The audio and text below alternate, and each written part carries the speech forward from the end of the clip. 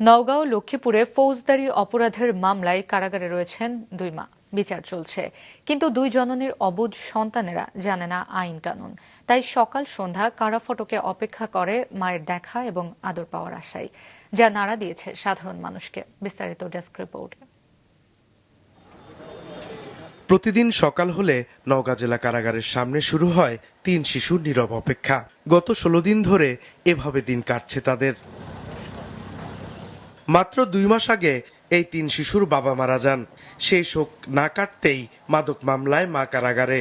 আইন কানুন কিংবা আদালতের জটিলতা বোঝার বয়স হয়নি এই শিশুদের, আর তারা সেগুলো বুঝতেও চায় না।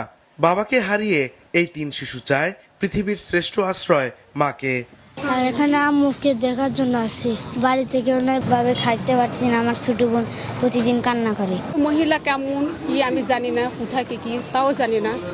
যদি সে অন্যায় বা কোনো কিছু করে রাখে, কিন্তু বাচ্চাদের মুখে দেখি তাকে ছেড়ে দেওয়া হোক। জানা গেছে এই 3 সন্তানের জননী আখি খাতুন যখন স্বামীকে হারিয়ে জীবন সংগ্রামে দিশেহারা, তখনই তার জীবনে নেমে আসে আরেক বিপর্যয়। গত 26 এপ্রিল মাদক সেবনের অভিযোগে ভ্রাম্যমাণ আদালত 3 মাসের কারাদণ্ড দেন। তবে আসামি পক্ষের আইনজীবী বলছেন, আখি খাতুনকে পরিকল্পিতভাবে ফাঁসানো হয়েছে। ফসলের জমি, পাকা ধান কাটার লোক নেই। বাচ্চাগুলোর বয়স, একটা বয়স 3 বছর বা 3.5 বছর, একটা বছর 7 বছর, 8 বছর, একটা বছর 10-11 বছর। এই বাচ্চাগুলো দেখাশোনারও কেউ নাই।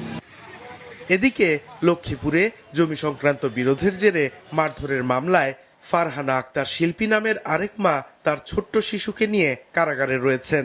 সেই থেকে লক্ষ্মীপুর জেলা কারাগারের ফটকের সামনে অপেক্ষা শুরু হয় অন্য 2 সন্তানের। এই 2 শিশুর বাবা প্রবাসী।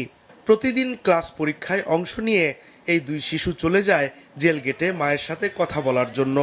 একটি ভিডিও ভাইরাল হয়েছে, সেখানে দেখা আছে যে মহিলা নিজেই ভিকটিম, মহিলাকেই মারতেছে। গোলাপি কালারের জামা পড়া, সে মারতেছে, তার হাতে কোনো কিছু ছিল না, সে নিজেই মার খাচ্ছে। তথাপিও তাকে বলা হয়েছে যে সে নাকি রড দিয়ে বাড়ি দিচ্ছে।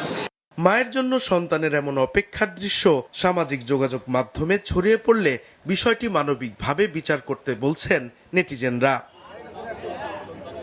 সাদেকুর রহমান সিদ্দিকী, মাছরাঙা নিউজ ডেস্ক।